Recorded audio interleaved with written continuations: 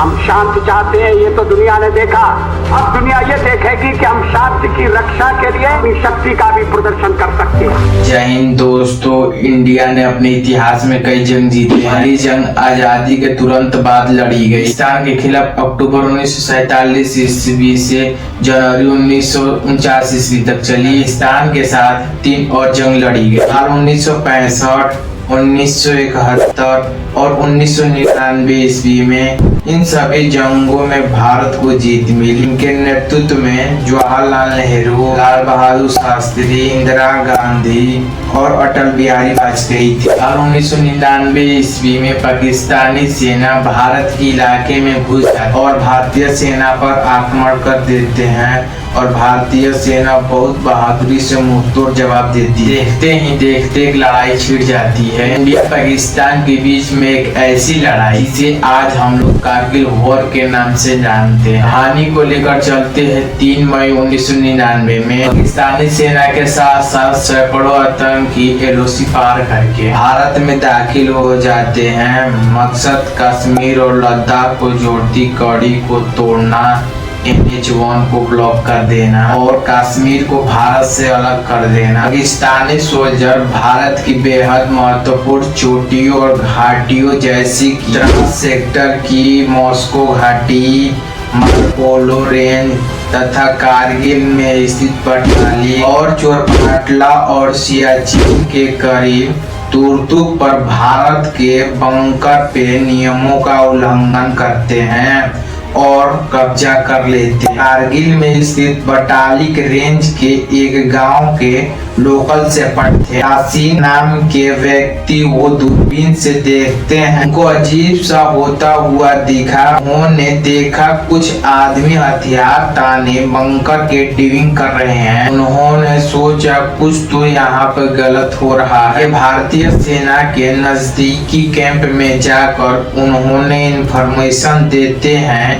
Indian army ने इन information को check किया तो ये बात सही थी। हमें को 6 आदमी नजर आई है, कोई काला रंग का ढेर लगा हुआ था। तो मैंने थोड़ा सा देखा उसमें तो पत्थर डोल रहा था। 5 मई को पाकिस्तानी आर्मी कारगिल में भारत के बंकरों को निशाना बनाया गया और उसे नष्ट किया गया। 10 मई तक इंडियन आर्मी जान गई थी पाकिस्तान की तरह से घुसपैठ हो गई है हर इलाके में। इनकी नियुक्ति में बदलाव से इंडियन आर्मी ये समझ गई थी कि ये काम मुजाहिदीन का नहीं बल्कि पाकिस्तानी आर्मी का है।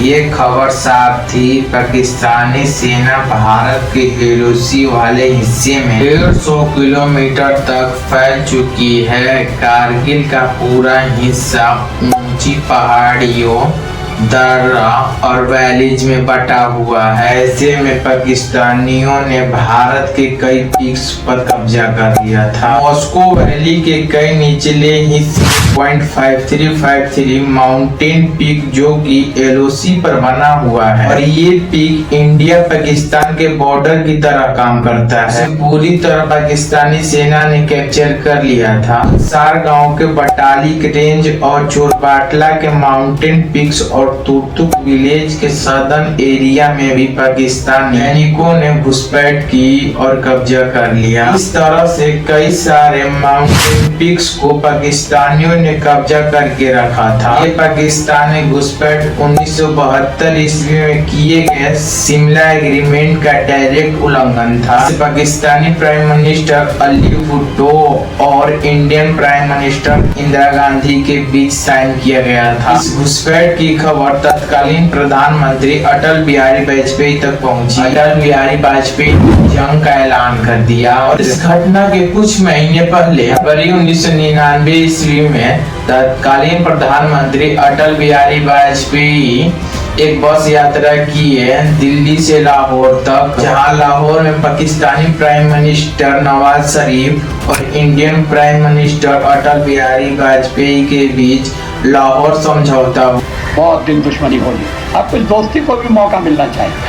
10 मई इंडियन आर्मी के द्वारा चलाए गए ऑपरेशन, जिसका कोड नेम दिया गया ऑपरेशन विजय, हजारों आर्मी सैनिकों को कारगिल सेक्टर में भेजा गया। उस समय chief of army Ved Prakash Malik थे। भारत की पहली दुर्घटना 15 मई को हुई, जब जाट रेजिमेंट के कैप्टन सौरभ कालिया और 5 जवानों को पाकिस्तानी सैनिकों ने बंदी बना लिया था। ये जवान कक्सार एरिया में पेट्रोलिंग करने के लिए गए थे। पाकिस्तानी आर्मी द्वारा उन पर हमला किया गया था। 22 दिन तक इन जवानों को पाकिस्तानी आर्मी ने अपने कैद में रखा था और इन पर टॉर्चर किए गए। उनके बाद इन जवानों का मृत शरीर भारत को लौटा दिया गया। इंडियन एयरफोर्स ने 26 मई 1999 ईस्वी को ऑपरेशन सफेद सागर लॉन्च किए। इसका मकसद पाकिस्तानी ट्रूप्स को इंडिया के एरिया से बाहर निकालना। एयरफोर्स को प्रधानमंत्री अटल बिहारी की ओर से साफ इंस्ट्रक्शन दिए गए थे कि किसी भी हाल में एलओसी को पार नहीं करना है। लेकिन ग्राउंड सिचुएशन की बात की जाए तो पाकिस्तानी ट्रूप्स को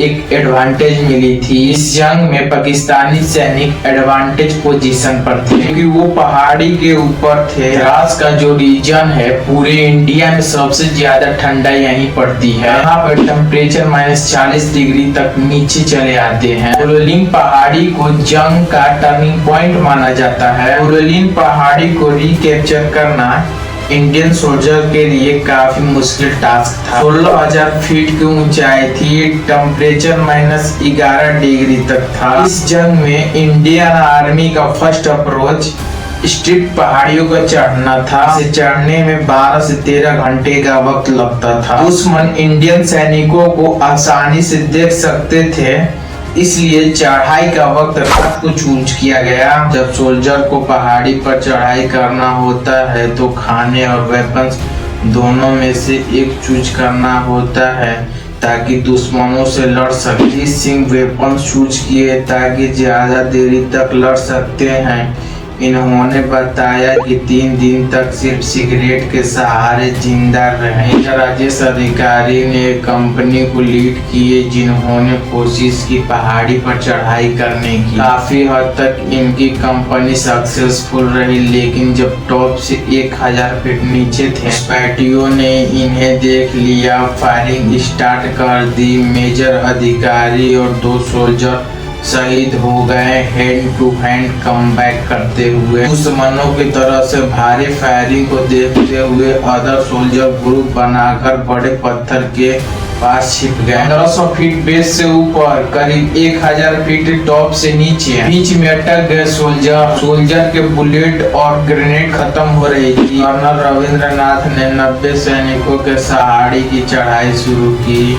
12 जून को उन्हें अपने मिशन में सफलता मिली। जब बीच में फंसे सैनिक तक गए, अब रविंद्रनाथ भी दुश्मन से 1000 फीट की दूरी तक थे। यहाँ अपने सोल्जर को लेकर आगे बढ़ गए। 4 घंटे तक लगातार फायरिंग चलती रही। 10,000 सेल और 120 आर्टिलरी गन फायर किया गया। प्लान के मुताबिक सैनिकों को 3 टीम में बांटा गया। नाम दिया गया अर्जुन, भीम और अभिमन्यु। वाली टीम को टास्क दिया गया कि वो फ्रंट अटैक को संभालेंगे, कि दूसरी टीम लोअर रिज से जाकर पीछे से अटैक करेगी। तीसरी टीम कवर फायरिंग देगी। इस लड़ाई में पाकिस्तानी सैनिकों को पीछे की तरफ से मेजर विवेक गुप्ता की टीम ने अटैक किया। यहाँ hand to hand combat fighting हुई। इस लड़ाई में मेजर विवेक गुप्ता और 6 सोल्जर शहीद हो गए और भारत ने वापस तोलोलिन पर अपना कंट्रोल जमा लिया। इस लड़ाई में हम तो जीत गए पर कई सोल्जर शहीद हो गए। इधर जंग के मैदान में तोलोलिन पर मिली सफलता के बाद भारतीय सैनिक तोलोलिन के नॉर्थ में एक और ऊंची पहाड़ी थी। इसका नाम पॉइंट 5140 नाम दिया गया था। ऊंचाई 17,000 फीट थी।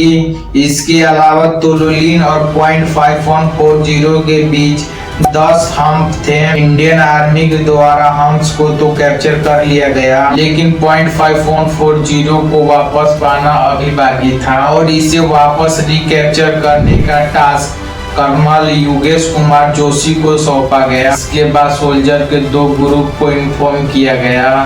जिनमें एक ग्रुप का कमान संजीत सिंह को सौंपी गई। वहीं दूसरी ग्रुप को लीड कर रहे विक्रम बत्रा, जिनका कोड नाम शेरशाह था। इनका प्लान था कि हिल्स को 2 डायरेक्शन में प्लान किया जाए। दोनों लेफ्टिनेंट से कहा गया अपना सक्सेस सिग्नल चूज कर लें। जब वो सक्सेसफुल हो जाएंगे तो अपने मिशन में क्या सिग्नल देंगे। लेफ्टिनेंट संजीत सिंह ने सिग्नल चूज किए ओ या और लेफ्टिनेंट विक्रम बत्रा ने सिग्नल चूज किए दिल मांगे मोर। 20 जून को दोनों ग्रुप ने चढ़ाई शुरू की और दोनों ग्रुप अपने ऑपरेशन में सक्सेसफुल रहे। कैप्टन विक्रम बत्रा के कमान ने फ्रंटल अटैक संभाला और हैंड टू हैंड कमबैक में उन्होंने 4 दुश्मनों को मार गिराया। कई घंटे के हैवी कमबैक के बाद पॉइंट 5140 को इंडियन आर्मी ने कैप्चर कर लिया और अपने विक्ट्री सिग्नल के तौर पे विक्रम बत्रा ने एक दिल मांगे मोर भी सिग्नल दिए। टाइगर हिल 17,000 फीट की एक ऊंची चोटी थी जो कि द्रास रीजन को डोमिनेट करती थी। इस चोटी पर बैठे सैनिक द्रास के हर छोटी बड़ी एक्टिविटी पर नजर रख सकते थे। हालांकि मई के महीने में भी भारत ने इस पहाड़ी को रिकैप्चर करने की कोशिश की थी, लेकिन उस यूनिट को हैवी कैजुअलिटी झेलनी पड़ी। इसलिए भारत ने कुछ हफ्तों तक टाइगर हिल को कैप्चर करने की कोई प्लानिंग नहीं बनाई। लेकिन 3 जुलाई को भारतीय सैनिक ने फिर टाइगर हिल को रिकैप्चर करने की स्ट्रेटेजी बनाई। ये काम 18 ग्रेनेडियर, 8 बटालियन और सिख रेजिमेंट को सौंपा गया। 3 जुलाई की रात को भारतीय सेना ने टाइगर हिल चढ़ाई शुरू की। अब क्योंकि टाइगर हिल एक साइड से वर्टिकल थी, इसलिए इंडियन आर्मी ने रणनीति बनाई वो ट्रूप्स का सहारा लेगी, यानी ट्रूप्स का एक ग्रुप वर्टिकल साइड से पहाड़ी की चोटी पर चढ़कर सरप्राइज करेगा। वहीं 8 सिख सामने से अटैक करके अपनी मिशन को अंजाम देंगे।